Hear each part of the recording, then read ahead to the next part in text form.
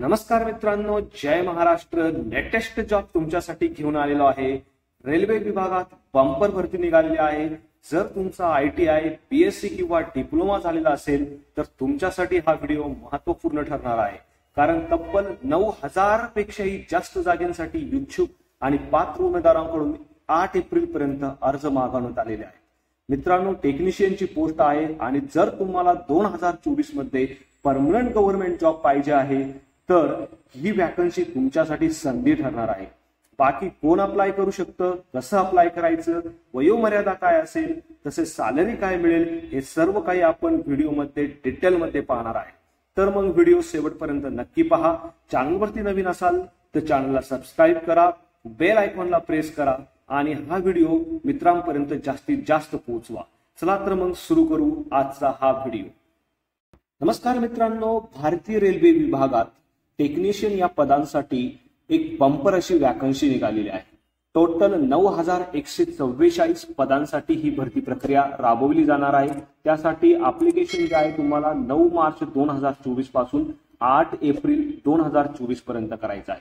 जर फॉर्म भरताना तुमच्याकडून काही चुका झाल्या असतील तर करेक्शन सुद्धा तुम्ही या ठिकाणी करू शकता. त्यासाठी 9 एप्रिल 2024 ते 18 एप्रिल 2024 इतकी डेट असणार आहे. परंतु त्यासाठी तुम्हाला मॉडिफिकेशन चार्जेस मोजावे लागणार आहे. तुम्ही ते बघू शकता. टेक्निशियन ग्रेड 1 आणि टेक्निशियन ग्रेड 3 या पदांसाठी ही भरती प्रक्रिया राबवली जाणार आहे. त्यासाठी इनिशियल जे पेमेंट इन हँड सॅलरी तुम्हाला मिळणार आहे ती 29,200 ही टेक्निशियन ग्रेड 1 या पदासाठी मिळणार आहे आणि 19,900 टेक्निशियन ग्रेड 3 या पदासाठी मिळणार आहे. साहजिकच मित्रांनो, या ठिकाणी मेडिकल स्टँडर्ड तुमचं चेक केलं जाणार आहे. एज लिमिट तुम्ही या ठिकाणी बघू शकता. जर तुमचं वय 1836 दरम्यान असेल तर टेक्निशियन ग्रेड 1 या पदासाठी तुम्ही अर्ज करू शकता. जर 18 ते 33 वर्ष वय तुमचं असेल तर टेक्निशियन ग्रेड 3 या पदासाठी तुम्ही अर्ज करू शकता. आणि मित्रांनो, इथे तुम्ही बघू शकता की बंपर अशी भरती निघालेली 9,144 पदांसाठीची ही वॅकन्सी निघालेली आहे. 2024 मध्ये जर तुम्हाला एक चांगला जॉब पाहिजे असेल तर तुमच्यासाठी ही एक चांगली संधी असणार आहे. यानंतर मित्रांनो, तुम्ही इथे बघू शकता, जर तुमचा फायनल इयरचा रिझल्ट जर पेंडिंगला असेल, बाकी असेल तर तुम्हाला या ठिकाणी अप्लिकेशन करता येणार नाही आहे. तसेच मित्रांनो, तुम्हाला फक्त कोणत्याही एका RRBतून अप्लाय करायचं आहे. जसं तुम्हाला RRB मुंबईमधून अप्लाय करायचं आहे, याच्यामध्ये तुम्ही तुमच्या पोस्टचा प्रेफरन्स देऊ शकता. परंतु जर तुम्हाला 2 वेगवेगळ्या लेव्हलसाठी अप्लाय करायचा असेल, जसं की इथे तुम्ही बघू शकता लेव्हल 5 आणि लेव्हल 2 जर मध्ये जर अप्लाय करायचं असेल तर प्रत्येक लेव्हलसाठी तुम्हाला सेपरेट फॉर्म भरावी लागणार आहे. कारण याची जी एक्झाम होणारी आहे ती सेपरेट एक्झाम होणार आहे. तर हे तुम्ही लक्षात ठेवायचं आहे. मित्रांनो, टेक्निशियन 1 आणि टेक्निशियन 3 या दोन्ही पदांसाठी मेडिकल फिटनेस तुमचा असणं आवश्यक आहे. एज लिमिट तुम्ही या ठिकाणी बघू शकता. याच्यामध्ये रिझर्व्ह कॅटेगरीचे जे आपले उमेदवार आहेत त्यांच्यासाठी एज रिलॅक्सेशन दिलं जाणार आहे. ते आपण सविस्तरपणे व्हिडिओमध्ये पुढे बघणार आहे. RRBचं सिलेक्शन करताना तुम्हाला कोणत्याही एका RRB मधून अप्लाय करायचं आहे आणि यामध्ये तुम्हाला तुमचा पोस्टचा प्रेफरन्स द्यायचा आहे. त्यानंतर तुम्ही इथे बघू शकता, फॉर्म भरताना तुम्हाला जो ईमेल ID आणि मोबाईल नंबर तुम्ही प्रोव्हाइड करणार आहे तो चालू स्थितीत असावा. कारण RRB कडून जे कम्युनिकेशन होणार आहे तुम्हाला ते त्या मोबाईल थ्रू किंवा त्या ईमेल थ्रू होणार आहे. तर ही गोष्ट तुम्ही लक्षात ठेवायची आहे. त्यानंतर फॉर्म भरताना तुम्हाला सर्वप्रथम अकाउंट तुमचं क्रिएट करायचं आहे. अकाउंट क्रिएट करण्यासाठी तुम्हाला ईमेल ID आणि तुमचा व्हॅलिड मोबाईल नंबर द्यायचा आहे.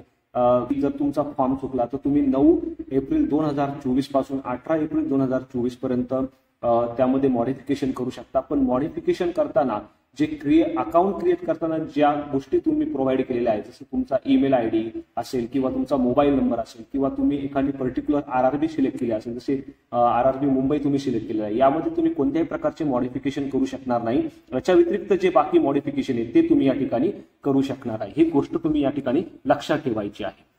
सिलेक्शन जे आहे मित्रांनो, तुमचं सर्वप्रथम तुमची एक कॉम्प्युटर बेस्ड टेस्ट घेतली जाणार आहे आणि त्यानंतर तुमचं डॉक्युमेंट व्हेरिफिकेशन होईल आणि नंतर तुमची मेडिकल एक्झामिनेशन होणार आहे. मेडिकल एक्झामिनेशन आणि डॉक्युमेंट व्हेरिफिकेशन साठी जितक्या नंबर ऑफ वॅकन्सी असेल तितक्याच उमेदवारांना या ठिकाणी बोलवण्यात येणार आहे. निगेटिव्ह मार्किंग या ठिकाणी असणार आहे. 1/3 ही निगेटिव्ह मार्किंग या ठिकाणी असणार आहे. म्हणजे प्रत्येक एका चुकीच्या आन्सरसाठी तुमचे 1/3 मार्क काटले जाणार आहे. त्यानंतर मित्रांनो तुम्ही इथे बघू शकता जनरल इन्स्ट्रक्शन दिलेलं आहे. कॅन्डिडेटने या जनरल इन्स्ट्रक्शन अप्लिकेशन करण्याच्या अगोदर वाचून घ्यायचे आहे. जे सेंट्रल गव्हर्नमेंटचे, स्टेट गव्हर्नमेंटचे किंवा PSUचे जे एम्प्लॉई आहे त्यांना डिसमिस केलेले आहे ते लोक या ठिकाणी अप्लाय नाही करू शकत. त्यानंतर तुमची जी सिग्नेचर आहे ती कशी असावी याचे इन्स्ट्रक्शन या ठिकाणी दिलेलं आहे, तुम्ही बघू शकता. त्यानंतर मित्रांनो CBT झाल्यानंतर तुमचं जे डॉक्युमेंट व्हेरिफिकेशन आणि मेडिकल फिटनेस होणार आहे, तर मेडिकल फिटनेससाठी काय रिक्वायरमेंट असेल ती रिक्वायरमेंट या ठिकाणी दिलेलं आहे. मेडिकल स्टँडर्ड A3 मध्ये तुमचं vision, near vision, distance vision कसं असावं त्या साऱ्या गोष्टी या ठिकाणी डिटेलमध्ये दिल्या आहे.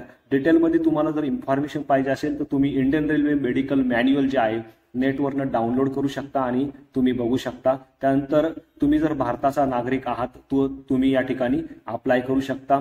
टेक्निशियन ग्रेड 1 ची जी पोस्ट आहे त्याच्यासाठी तुमचं जे एज आहे, एज लिमिट 18 ते 33 वर्ष आणि टेक्निशियन ग्रेड 3 साठी 18 ते 30 वर्ष असणं आवश्यक होतं, परंतु कोविडमुळे 3 वर्ष या ठिकाणी सूट देण्यात आलेली आहे. तर यामध्ये जे आपले रिझर्व्ह कॅटेगरीचे कॅन्डिडेट आहे त्यांच्यासाठी वयाची विशेष सूट देण्यात आलेली आहे. जसं SC ST असेल त्यांच्यासाठी 5 वर्ष, OBC नॉन क्रिमिनल असतील तर त्यांच्यासाठी 3 वर्ष, कोणी एक्स सर्व्हिसमन असेल आणि अनरिझर्व्ह कॅटेगरी किंवा EWS असेल तर 3 वर्ष, OBC साठी 6 वर्ष आणि SC ST साठी 8 वर्ष. याचप्रमाणे जे फिजिकली डिसेबल्ड लोक आहेत त्यांच्यासाठी जे ग्रुप C, ग्रुप D चे कर्मचारी आहेत त्यांच्यासाठी काय रिलॅक्सेशनची प्रोव्हिजन केलेली आहे ते सर्व या ठिकाणी दिलं आहे, तुम्ही या ठिकाणी बघू शकता.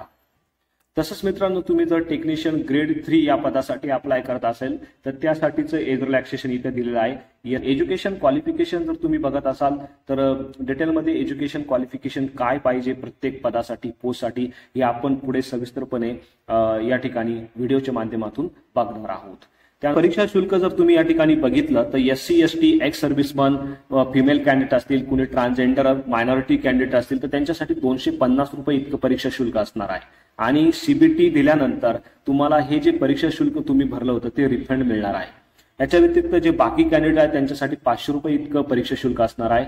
CBT दिल्यानंतर तुम्हाला या 500 पैकी 400 रुपये जे आहे ते रिफंड दिले जाणार आहे, परंतु त्यासाठी CBT देणं तुमचं आवश्यक आहे. पेमेंट जे आहे मित्रांनो तुम्ही ऑनलाईन पद्धतीने करू शकता, तुम्ही इथे बघू शकता. त्यानंतर जे मायनॉरिटी कॅन्डिडेट असतील किंवा इकॉनॉमिकली बॅकवर्ड क्लास कॅन्डिडेट असतील, व्हर्टिकल रिझर्वेशन कशा पद्धतीने त्यांना प्रोव्हाइड केलं जाणार आहे, हॉरिझॉन्टल रिझर्वेशन कशा पद्धतीने प्रोव्हाइड केलं जाणार आहे, कोणी EWS कॅन्डिडेट असेल तर त्यांच्यासाठी काय रिझर्वेशनची प्रोव्हिजन आहे, या साऱ्या गोष्टी डिटेलमध्ये इथे दिलेल्या आहे, तुम्ही बघू शकता. मित्रांनो त्यानंतर तुम्ही इथे बघू शकता रिक्रुटमेंट प्रोसेस कशी असणार आहे. तर मित्रांनो रिक्रुटमेंट प्रोसेसमध्ये 3 स्टेजेसमध्ये तुमची रिक्रुटमेंट होणार आहे. सगळ्यात पहिल्यांदा तुमची कम्प्युटर बेस्ड टेस्ट असेल, त्यानंतर तुम्हाला डॉक्युमेंट व्हेरिफिकेशनसाठी बोलवण्यात येईल आणि शेवटी तुमचं मेडिकल एक्झामिनेशन होणार आहे. तुम्ही कम्प्युटर बेस्ड टेस्ट जर बघितली तर कम्प्युटर बेस्ड टेस्टचा पॅटर्न कसा असेल तुम्ही इथे बघू शकता. 90 मिनिट इतका वेळ दिला जाईल तुम्हाला. 100 क्वेश्चन असणार आहेत. यासाठी निगेटिव्ह मार्किंग सुद्धा असणार आहे. 1/3 इतकी निगेटिव्ह मार्किंग असणार आहे. म्हणजे प्रत्येक एका चुकीच्या आन्सरसाठी तुमचे 1/3 मार्क काटले जाणार आहे. मल्टिपल शिफ्टमध्ये तुमची एक्झाम घेतली जाईल. याच्यामध्ये अनरिझर्व्ह आणि EWSच्या कॅन्डिडेटसाठी 40%, OBC साठी 30%, SC साठी 30%, ST साठी 25% मार्क म्हणजे क्वालिफाईंग मार्क मिळवणं अनिवार्य आहे.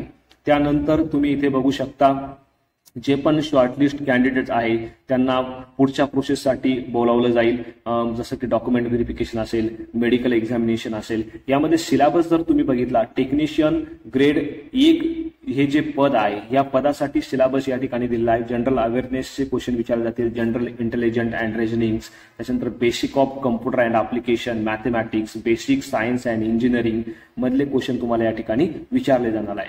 यामध्ये तुम्ही इथे बघू शकता जनरल अवेअरनेसचे 10 क्वेश्चन असतील 10 मार्क्ससाठी, जनरल इंटेलिजंट अँड रिझनिंगचे 15 क्वेश्चन 15 मार्क्ससाठी, बेसिक कम्प्युटर अँड ऍप्लिकेशनचे 20 क्वेश्चन 20 मार्क्ससाठी, मॅथमॅटिक्सचे 20 क्वेश्चन 20 मार्कासाठी आणि बेसिक सायन्स अँड इंजिनिअरिंगचे 35 क्वेश्चन 35 मार्कासाठी या ठिकाणी विचारले जाणार आहे. म्हणजे 100 मार्काचा पेपर असेल, 100 क्वेश्चन असतील. तुम्ही ते बघू शकता 90 मिनिट इतका तुम्हाला वेळ दिला जाईल. याच्यामध्ये जे फिजिकली डिसेबल्ड पर्सन आहे त्यांच्यासाठी 30 मिनिट अतिरिक्त वेळ दिला जाणार आहे.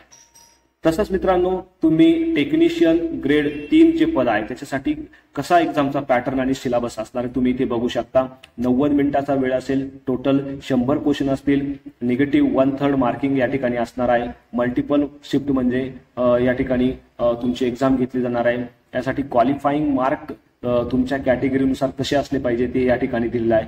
जे पण कॅन्डिडेट या ठिकाणी सीबीटी थ्रू शॉर्टलिस्ट केले जातील त्यांना डॉक्युमेंट व्हेरिफिकेशन आणि मेडिकल एक्झामिनेशनसाठी बोलवण्यात येईल. तुम्ही ते बघू शकता. सिलेबसमध्ये तुम्हाला mathematics, general intelligent and reasoning, general science, general अवेअरनेसचे क्वेश्चन विचारले जातील. त्याच्यात ते पर्टिक्युलर टॉपिक या ठिकाणी दिलेले आहेत. त्यानंतर मॅथमॅटिक्स जे आहे 25 क्वेश्चन 25 मार्क्ससाठी, जनरल इंटेलिजन्स अँड रिजनिंगचे 25 क्वेश्चन 25 मार्क्ससाठी, जनरल सायन्सचे 40 क्वेश्चन 40 मार्क्ससाठी आणि जनरल अवेअरनेसचे 10 क्वेश्चन 10 मार्क्ससाठी या ठिकाणी विचारले जाणार आहे. अशा पद्धतीने 100 क्वेश्चन 100 मार्क्ससाठी या ठिकाणी विचारले जाणार आहे. त्यासाठी 90 मिनिटाचा टाइम तुम्हाला मिळणार आहे. यामध्ये जे फिजिकली डिसेबल्ड पर्सन असतील त्यांच्यासाठी 30 मिनिट इतका अतिरिक्त वेळ दिला जाणार आहे. यानंतर सीबीटी तुम्ही क्वालिफाय केल्यानंतर तुम्हाला डॉक्युमेंट व्हेरिफिकेशनसाठी बोलवण्यात येईल. 1:1 या रेशोने तुम्हाला डॉक्युमेंट व्हेरिफिकेशनसाठी बोलवण्यात येईल. म्हणजे जितक्या नंबर ऑफ वॅकन्सी असतील तितक्याच लोकांना डॉक्युमेंट व्हेरिफिकेशनसाठी बोलवण्यात येणार आहे आणि त्यानंतर तुम्हाला मेडिकल एक्झामिनेशनसाठी बोलवण्यात येणार आहे. आता मित्रांनो अप्लाय कसं करायचं ते आपण या ठिकाणी बघूया. मित्रांनो सर्वप्रथम तुम्हाला आरआरबीच्या ऑफिशियल वेबसाईटवरती यायचं आहे. तिथे तुम्हाला अकाउंट बनवायचं आहे. जर तुम्ही पहिलं बनवले नसेल तर, जर पहिलंच तुमचं अकाउंट असेल तर तुम्ही डायरेक्टली लॉग इन करून तुमचा फॉर्म पूर्ण करू शकता. अदरवाईज तुम्हाला तुमचं अकाउंट बनवायचं आहे. अकाउंट बनवण्यासाठी तुम्हाला तुमचा मोबाईल नंबर आणि ईमेल आयडी देणं अनिवार्य आहे. त्याच्यानंतर तुम्हाला तुमच्या मोबाईलवरती एक ओटीपी प्राप्त होईल आणि ओटीपी टाकल्यानंतर तुमचं या ठिकाणी अकाउंट क्रिएट केलं जाणार आहे. अकाउंट क्रिएट केल्यानंतर मित्रांनो तुम्हाला तुमचा फॉर्म लॉग इन करून पूर्ण करायचा आहे आणि फीज पे करून तुम्हाला तुमचं ऍप्लिकेशन जे आहे ते सबमिट करायचं आहे. त्यानंतर फोटोग्राफ कसा असायला हवा, साइन ची जी इमेज आहे ती कशी असायला हवी, त्याचे डिटेल्स या ठिकाणी दिलेले आहे. SC ST सर्टिफिकेट, ज्या पण गोष्टी ऍप्लिकेशन करतेवेळी तुम्हाला अपलोड करायच्या आहे त्याचे डिटेल्स या ठिकाणी दिलेले आहेत. आरआरबी जे आहे आरआरबीच्या वेबसाईट तुम्ही या ठिकाणी बघू शकता. मित्रांनो तुम्हाला आरआरबी मुंबईसाठी अप्लाय करायचं आहे. तुम्ही इथे बघू शकता. एक्झाम जी आहे ती मित्रांनो तुम्हाला इंग्लिशमध्ये किंवा हिंदीमध्ये किंवा मराठीमध्ये पण तुम्ही या ठिकाणी एक्झाम देऊ शकता. हे तुम्ही इथे बघू शकता. वेगवेगळ्या 13 रिजनल लँग्वेज आहेत. तुमच्या अकॉर्डिंगली तुम्हाला मराठीमध्ये पेपर द्यायचा असेल तर तुम्ही या ठिकाणी देऊ शकता. त्यानंतर मित्रांनो सर्वप्रथम तुम्हाला जे तुमचं ऑनलाईन ऍप्लिकेशन आहे ते जे क्लोजिंग डेट आहे त्याच्या अगोदर कंप्लीट करायचं आहे. आणि जर ऍप्लिकेशन करताना काही चुका झाल्या तर तुम्हाला 250 रुपये फी भरून तुम्ही त्याच्यामध्ये मॉडिफिकेशन करू शकता. त्यानंतर ऍप्लिकेशन करताना तुम्हाला काळजी घ्यायची आहे. जे पण डॉक्युमेंट विचारलेले आहे, फोटोग्राफ, सिग्नेचर आहे ते करेक्टली तुम्हाला त्या ठिकाणी अपलोड करायचे आहे. या ठिकाणी तुम्ही चेक करू शकता कोणकोणत्या पोस्ट असणार आहे. टेक्निशियन ग्रेड याच्यामध्ये कोणकोणत्या पोस्ट असणार आहे. त्याच्यानंतर टेक्निशियन ग्रेड 3 मध्ये कोणकोणत्या पोस्ट आहे. ब्लॅक स्मिथ आहे, ब्रिज आहे, कॅरेज आहे अँड वॅगन आहे, क्रेन ड्रायव्हर आहे. त्यासाठी काय एज्युकेशनची रिक्वायरमेंट आहे तुम्ही चेक करू शकता. जसं टेक्निशियन ग्रेड 1 ची जी पोस्ट आहे त्यासाठी तुमचं BSc झालेलं असावं. फिजिक्स, इलेक्ट्रॉनिक्स, कम्प्युटर ह्या ज्या ब्रांच आहे या ब्रांचमधनं जर तुमचं BSc झालेलं आहे तर तुम्ही अप्लाय करू शकता. किंवा जर तुमचा 3 वर्षाचा डिप्लोमा झालेला आहे वर ज्या ब्रांच एक्सप्लेन केलेला आहे त्या ब्रांचमधनं तरी तुम्ही अप्लाय करू शकता. किंवा जर तुमची डिग्री झालेली आहे या स्पेसिफिक ब्रांचमधनं तरी तुम्ही अप्लाय करू शकता. टेक्निशियन ग्रेड 3 या पदांसाठी इथे ज्या नंबर ऑफ पोस्ट दिलेला आहे यासाठी तुमचा ITI त्या पर्टिक्युलर ब्रांचमधनं, ज्या ब्रांच इथे दिलेला आहे त्या ब्रांचमधनं झालेलं असावं. तुम्ही इथे पूर्णपणे हे बघू शकता. त्यानंतर कोणकोणत्या आरआरबी मध्ये कास्ट वाईज किती वॅकन्सीज असणार आहे हे तुम्ही या ठिकाणी बघू शकता. जसं तुम्हाला आरआरबी मुंबईसाठी अप्लाय करायचं आहे तर तुम्ही इथे बघू शकता आरआरबी मुंबईमध्ये प्रत्येक कास्टसाठी किती किती वॅकन्सीज आहे. जसं टेक्निशियन ग्रेड 1 ची जी पोस्ट आहे तिच्यासाठी सेंट्रल रेल्वे असेल किंवा वेस्टर्न रेल्वे असेल तर किती वॅकन्सीज आहे कास्ट वाईज त्या साऱ्या डिटेल्स या ठिकाणी दिलेल्या आहे. मित्रांनो फॉर्म भरताना जर तुम्हाला काही अडचण आली किंवा काही प्रॉब्लेम आला तर तुम्ही मला कमेंटमध्ये विचारू शकता.